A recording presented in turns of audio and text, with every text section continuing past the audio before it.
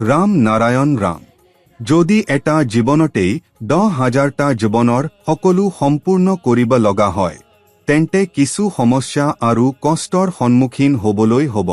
কষ্ট ভোগ কৰাৰ পিছতো ইয়াৰ বেছি ভাগ ঠাকুৰৰ ওপৰেৰে পাৰ হয়, অধিক ভাগটো গুৰুৰ ওপৰেৰে যায়। তোমালোকে বহু ধৰণৰ কষ্টৰ সন্মুখীন হ'ব। আৰু কিবা নহওক, কিন্তু যেতিয়া কষ্ট আহে সেই সময়ত তোমাৰ বুদ্ধি আৰু দিশ ঠিক ৰাখিবা। মানুহৰ মন সন্দেহযুক্ত, জটিল আৰু দ্বন্দ্বৰ ভিতৰত থাকে, সেয়েহে ধুমুহা আহিবই। যি হ'ব নহওক, কিন্তু তোমালোকে যি মন্ত্ৰ লাভ কৰিছে তাৰ দ্বাৰা তোমালোক নিশ্চয় মুক্তি পাবা। তোমালোকৰ বাবে সেই পোহৰৰ পথ, জ্ঞানৰ পথ, সিদ্ধিৰ পথ, নিৰ্বাণৰ পথ ভালদৰে স্পষ্ট হৈ পৰিব।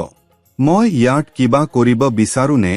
সেইটো নহয়, কিন্তু তোমালোকৰ প্ৰয়োজনৰ বাবে বহুতো কৰা হয়। কিয় কৰা হয়? যি বস্তু স্থায়ী নহয়, যি আজি আছে কিন্তু কাইলৈ নাথাকিব, তাৰ বাবে কোনে কিবা কৰে? বছৰলৈ কোনেও অমন সাজেনে? যদি কাকো খোলা মৈদানত এটা বছৰলৈ ঘৰ বনাবলৈ কোৱা হয়, তেওঁক যদি লাখ টকা দিয়া হয় আৰু তেওঁ জানে যে এটা বছৰৰ পিছত তেওঁ মৰিব, তেন্তে কি তেওঁ অমন বনাব? সেইবাবে তেওঁ কিদৰে টাম্বি গাঁঠি নিজৰ সময় পাৰ কৰিব?